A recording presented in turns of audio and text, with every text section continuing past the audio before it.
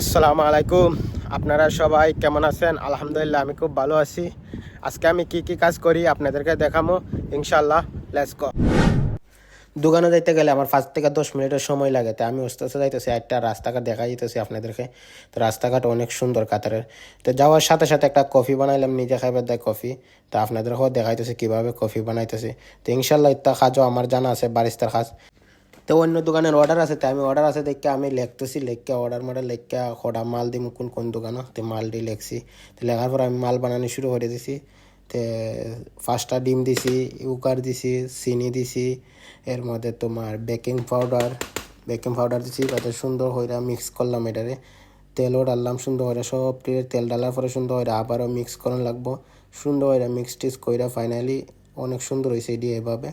But এইটি হইলো তোমার চাউলের কুন্দের মুঠটা আছে না, কুন্দের মুঠটা এটি মানে এটি অনেক আমরা এক্সপেন্সিভভাবে বেশি। তো এখানে আমরা আইস রাখতেছি, মানে বেড বানাবার দায়িত্বে আইস দেওয়ান লাগে, নর্মাল পানি দেওয়ান লাগে। পানি দিয়ে একবারে ঠান্ডা করতে হয় আইসটারে। তো ময়দা ডাললাম, লবণ ডাললাম 200 গ্রাম, ময়দা দিলাম 12 কেজি, দিলাম বাটার দেওয়ান লাগবো তোমার 1 কেজি।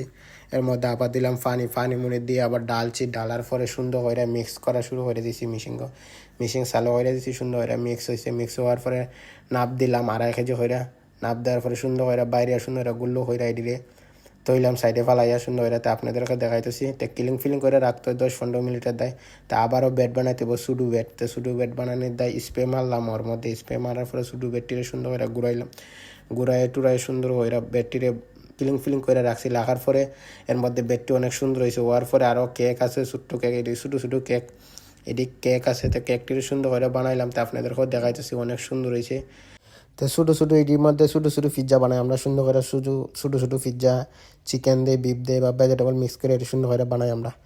তো বানানোর পরে এটি সুন্দর করে হয়। তো অন্য আবার আর একটা ময়দা লাগাইতে হইব। তো ময়দা মারলাম ডাব্বার মধ্যে, ময়দা মারার পরে স্প্রে মারলাম পরে সুন্দর করে এটারে ঘুরাই টুরাই সুন্দর হইরা বলও রাখতে হইব। তো বলও রাখতে আপনাদেরকে দেখাইতেছি।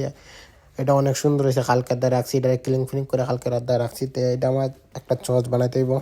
এই চচটার নাম হইলো কুস্টা ক্রিম বানাইতে হবে। সুন্দর করে লাড়তে হইব সাইডের দিক দিয়া। যেমন এটা অনেক হার্ড হয়, তো হার্ড হওয়ার পরে সুন্দর হয়েছে, অনেক সুন্দর হয়েছে। তা আপনাদেরকে দেখাইছি। ইনশাল্লাহ অন্য একটা ভিডিও দেখা হবে। Good bye.